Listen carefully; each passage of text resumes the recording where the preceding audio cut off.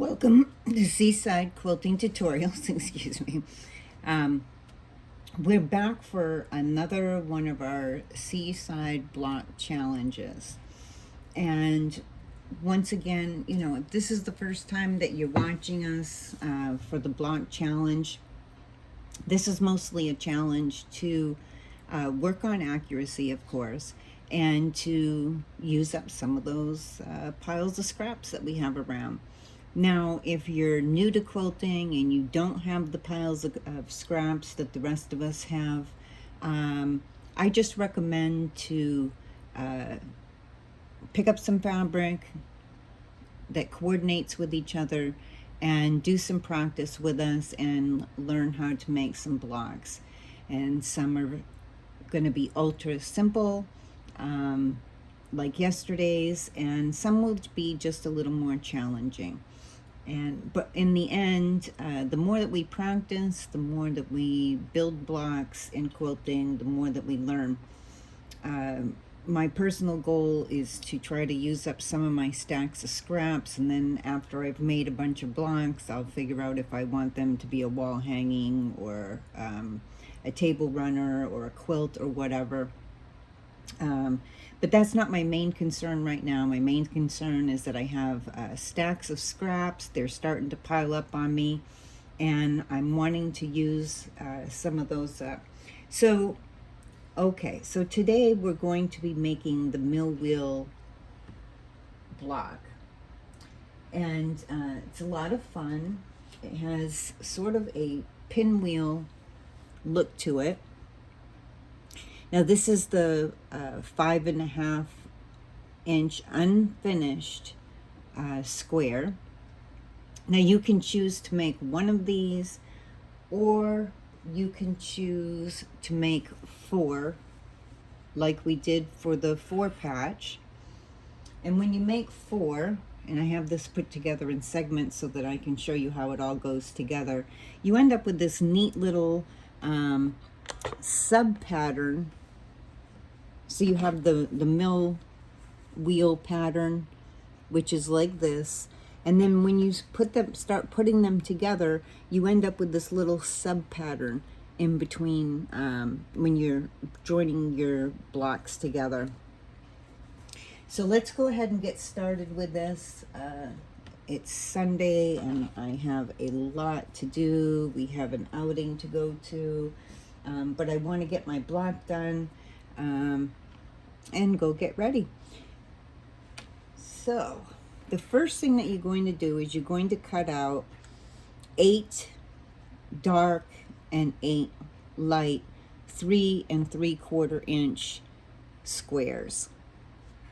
You'll draw your line diagonally down through your center, right, just like this, and we're going to stitch 1/4 inch on each side, and we're creating our half square triangles, which you'll quite commonly hear called HSTs. That's just the abbreviation for the half square triangles.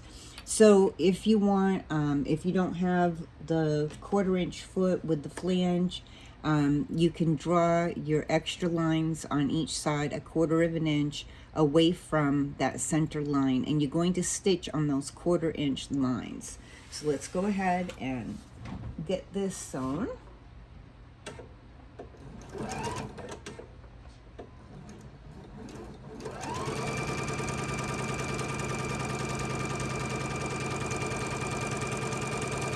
And we'll be cutting down that center line that we made after we sew on both sides. And I'm throwing my scissors around again.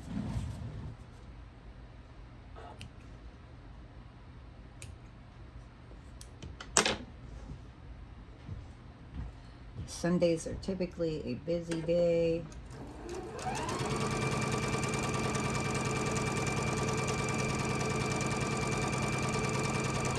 More restful than busy, but still.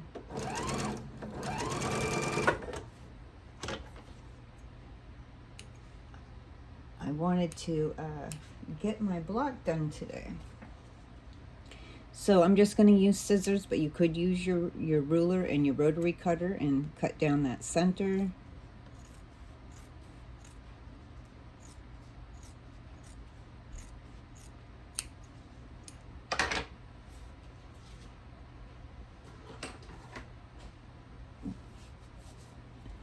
Then we're going to press these open, and you want to press these toward the dark side.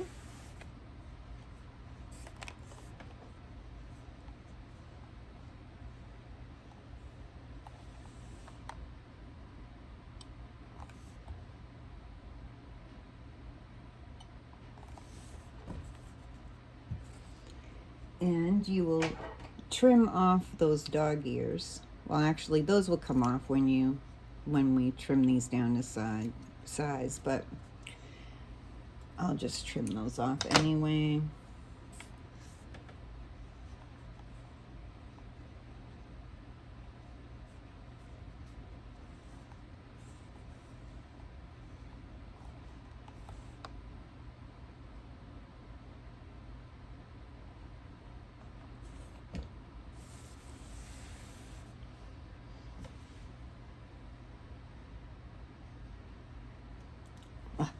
Just taking a look over there.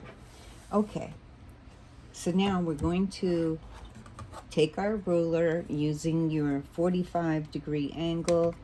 You are going to place that 45-degree line right down the center. Make sure that it's straight in that center, and we will trim. Whoops, helps if I open my blade. Moved my ruler.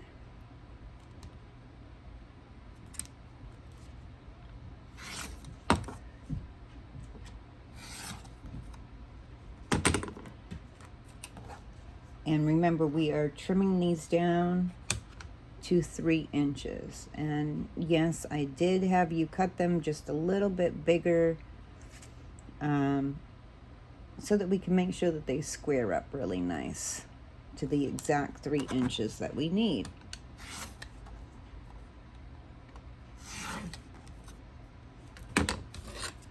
So you'll trim both of those up to your 3 inches. And I'm going to set that aside for now. Now, once you have them both, once you have all your half square triangles made, and I just go through and I just chain piece them all. It just makes it so much easier, so much quicker work to get your blocks done. So once you have your half square triangles all made, you're going to put them together just like this. So we want your dark going in this direction, and then on this one, your dark is going to go down this direction. And that's for every 2, you will put them together. Okay? Just like this. And in fact, when you do that, these 2 ends will lock up against each other, because by pressing them all to the dark side, the seams are going in opposite directions, which is perfect and helps you to line them up. And when I do these, I put a clip here to secure this side. You can try using a pin, but usually what happens is the pin being bulky causes this to slip to one side or the other. You don't always get the accurate point that you're looking for. You just need to make sure that those those 2 seams butt up against each other. See, one's going one direction, one's going the other direction. You want them to butt up against each other. This clip will hold this side in place, and then you could even put a clip up here for extra security, and you're going to stitch your scant 1/4 of an inch all the way across that seam. Then you will open it up, and you want it to be going in this direction like this. So you have your top triangle dark going in this direction, and on this side it will be going down in that direction. You are going to press your seam toward this dark triangle right here on every two that you put together. Now once you have all of those put together, let me see, flip that around. Now you will be putting them together just like this. So it will have that pinwheel effect when we're done.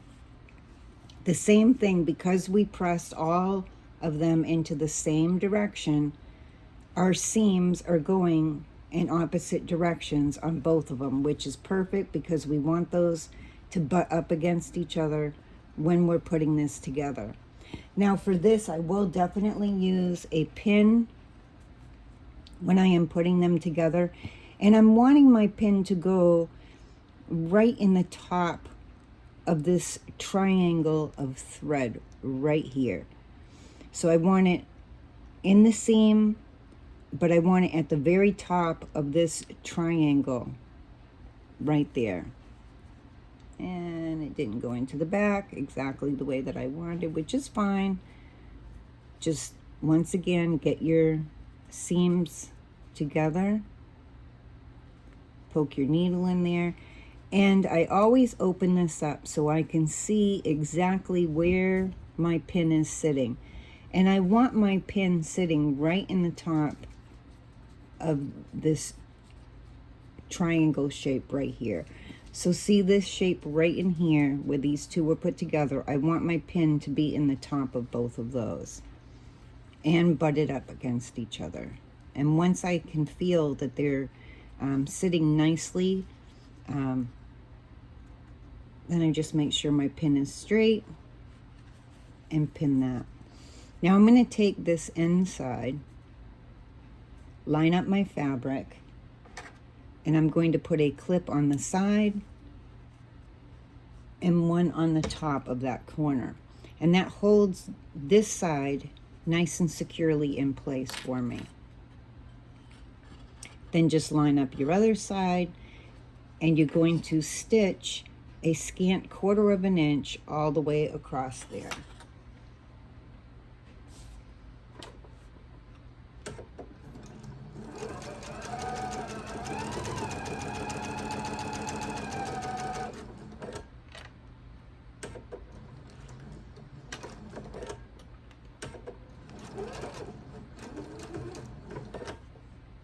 You're going to sew until you're really close to your pin without hitting it with your needle. And then slip your pin out, because now your feet will be holding that seam in place. Sorry about my hands getting in the way when I sew. For me to have accuracy on this, I have to sit a little more straight than I usually do, so I can see what I'm doing.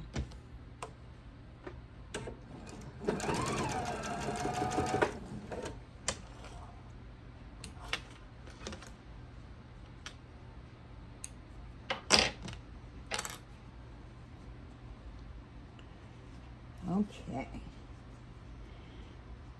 So with these, if you're pressing, and I'm just pressing so that my seam is going up in one direction, it doesn't matter because you'll be able to twirl it to get your seams going in opposite directions. So it's not a big deal. Remember to press, don't iron. And that center seam is just a little bulky, but I use my quilter's clappers. Just press a little bit after you've used your steam. Just press this down a little bit, let it stay for a couple seconds. And when they're not flat enough that I feel that they're going to long arm nicely, I will leave quilter's clappers over these for, you know, a couple hours or so, sometimes overnight. And it's amazing how much flatter this will be after that quilter's clapper has sat on there. Okay, so now I'm going to take my my two mill wheels. I'm going to spin this one around. I want to make sure that my and it does not want to cooperate with me. Ah, there we go. I want to make sure, once again, when I put these together, that I've put the two sides together so that those seams that I just pressed are butting up against each other. So I just had to take a look at it and make sure. And this is the way that we want them to go together. And we're just going to flip this over. Once again, we will butt those seams up against each other. And you can kind of feel with your fingers, if you wiggle your fingers together, if they're sitting butted up against each other. You don't want them overlapping each other, just butted up against each other. And when you come to a thicker seam when you're sewing, you just want to slow down so it doesn't bunch up on you. Okay. Oops. I think I slipped that just a little bit. Oh, yeah. I'm just going to readjust that pin a little bit so that they're sitting the way that I like them. And then once again, over on this side, I'm going to put a clip on the side, and then I'm going to put one up top.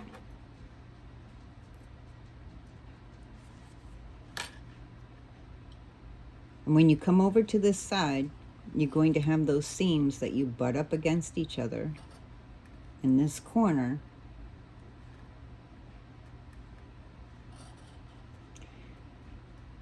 And just wiggle your fingers until you can feel that they're nicely up against each other. And you're going to do your scant 1/4 of an inch across that top.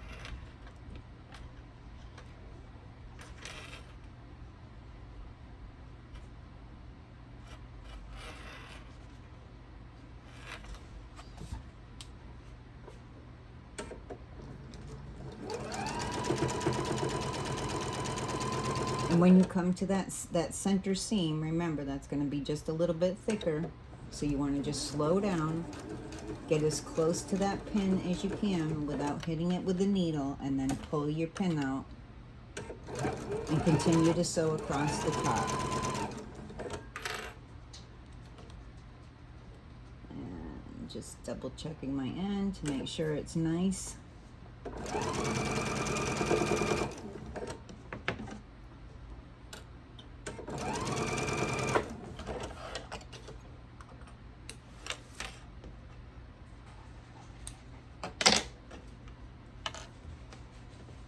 And there we go. There's our bottom row, or top row, whichever.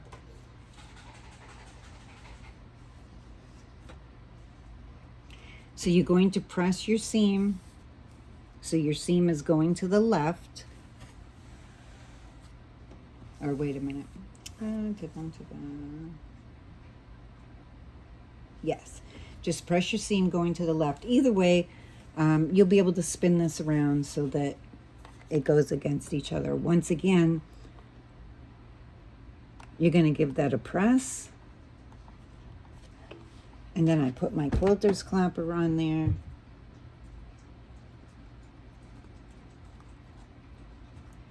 Now, if you are using an AccuQuilt cutter, you will need to use your 5-inch cube or any of the cubes, and you'll be using die number 3, and you will cut out 16 of each color.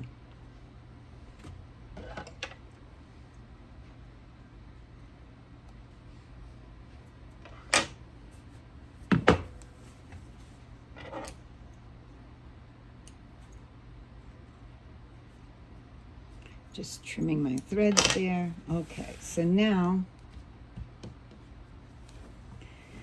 for that center seam, you just want to make sure that they're going in opposite directions. So the center seam here is going to the left, and the center seam here is going to the right.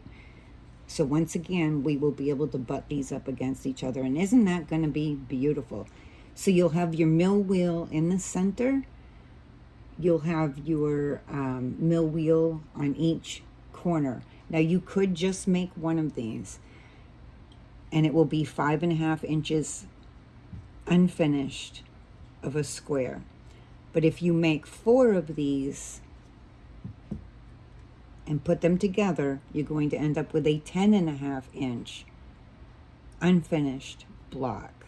And once again, if you wanted, you could take this and interchange it with any of the blocks that's in our 2023 Seaside Quilt Along. So fold that down. And now we're going to have 3 seams that we need to line up to each other. So I'm going to start with that center seam, butt those up against each other.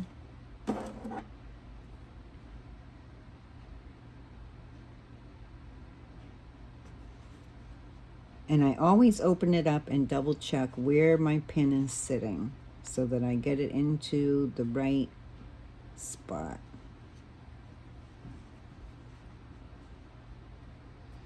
And make sure that my pin is sitting straight, and it's not wanting to be straight. So I'm just going to adjust my pin so it goes down straight. If it's sitting crooked, it's going to shift your fabric in that center, and then it's not going to line up properly. And once that I can feel that it's all sitting properly and I've double checked it, now when I come to my next seam, once again, my seams are going in opposite directions. And I'm just going to butt them up against each other, and I'm going to take another pin, and I'm going to pin that seam. And I always use pins when I'm putting seams together because clips don't quite hold it as well as I would like it to. Now, anytime when I'm looking in here, if I need to pull my needle out or a pin out, I can see a little pinhole. So I can tell exactly where to move my pin over if I'm needing to move it over. And then just make sure that I wiggle a little bit back and forth to make sure that that pin is sitting straight. And there we go. Now you will need to match up your 2 ends as well. Those butt up against each other. And we will do our clips. One on the side, and then one on the top.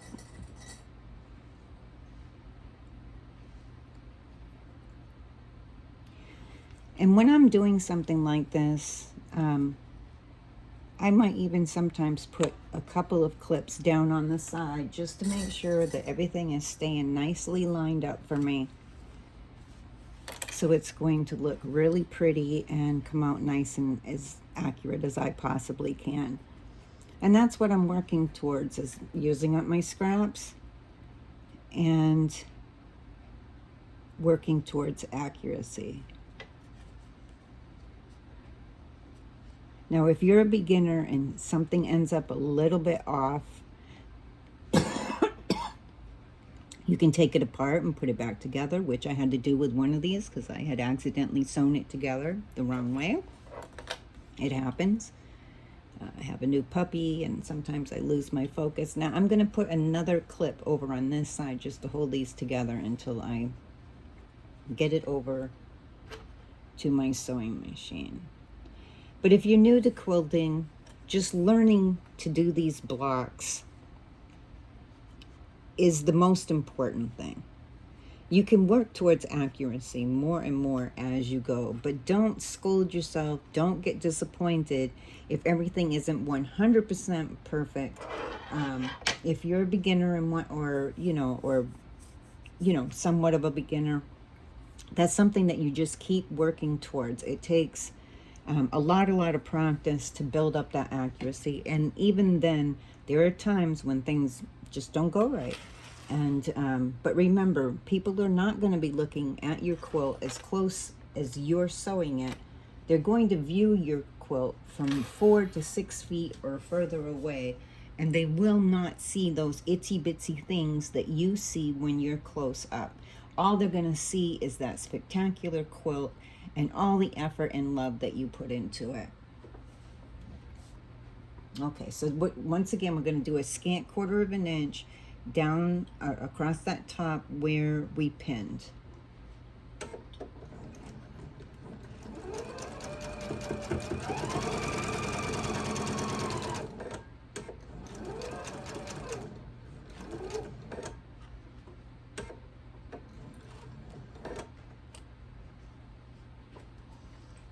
My pin cushion's way across over there. And remember, slow down. Get close to your pin, then take your pin out and go slow across the thicker seams. The reason that we slow down on thicker seams is because that needle has some flex in it, and it can move side to side without you even noticing it. If you speed through, it may not come out accurate. So I even slow my machine down. If your machine doesn't have a speed adjustment, just slow down how hard you're hitting on that pedal. Now this is the thickest seam right in the center, and you do definitely want to slow down for that. Ease up to that pin without hitting that pin. Pull your pin out and continue to sew. And stay slow till you get past that seam.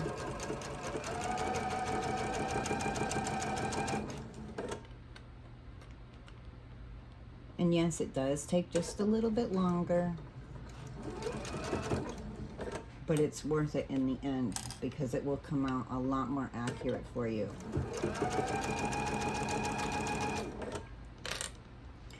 Now, many of you have seen the mill wheel block done with larger pieces, with larger half square triangles. The reason why I did it with smaller ones is because then when I do 4, it ends up making that larger block, and I end up with a different pattern. Now you could use any size half square triangle for this, and I will press that afterward, but I just want to show it to you. Get that thread out of there. I will nicely get this all pressed afterward, but there you go. There's your finished 10.5 inch block. Like I said, you could do just the 5.5 inch square blocks. That would be perfectly fine and give you some practice, especially if you're first beginning. I liked doing the 4 to create my 10.5 inch unfinished. Once these are sewn all together into other blocks, then it would be a 10 inch finished. Now you could make several of these blocks, like say 12 of these 10.5 inch blocks, and put them all together in rows, and it would create a stupendous, incredibly beautiful quilt. And any of the blocks that I'm going to be showing you upcoming are the same thing, or you can intermingle different blocks to each other. But by putting many of these together, you create this beautiful pattern. You have the sub pattern of this diamond here, and then you have your mill wheel on each corner. I think that's a beautiful block, and I've used up some of my scraps. Now some of my blocks I will do in, you know, one color, some in a different color, and I'll use them probably in different projects. But the main thing is that I'm trying as best I can to use up some scraps and make a dent in my pile over there. And I do have quite a pile, not as much as I used to have. Some I've cut up into different sizes and put them away for use later, but I still have a huge stack. I mean, it's just huge. So I want to start using them up instead of constantly cutting up my yards of fabric. It's nice to go back and take some time and utilize the stuff that we have left over when we're making quilts. So anyways, that's our block for today. I hope that you have enjoyed this tutorial. If you have, please give me a thumbs up. Those thumbs up are really encouraging because they let me know that you like the video. Hopefully you don't end up giving me an unlike. But if something, if you have a question, if something isn't understandable, please leave me a comment and I will do my best to explain it to you and help you whatever the problem is.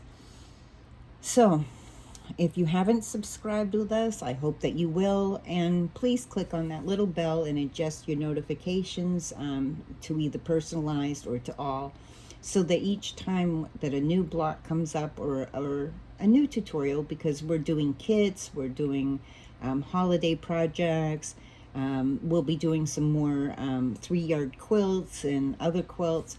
So I hope that you will join us, and I hope that you are enjoying this, and I hope that you enjoy the rest of your day.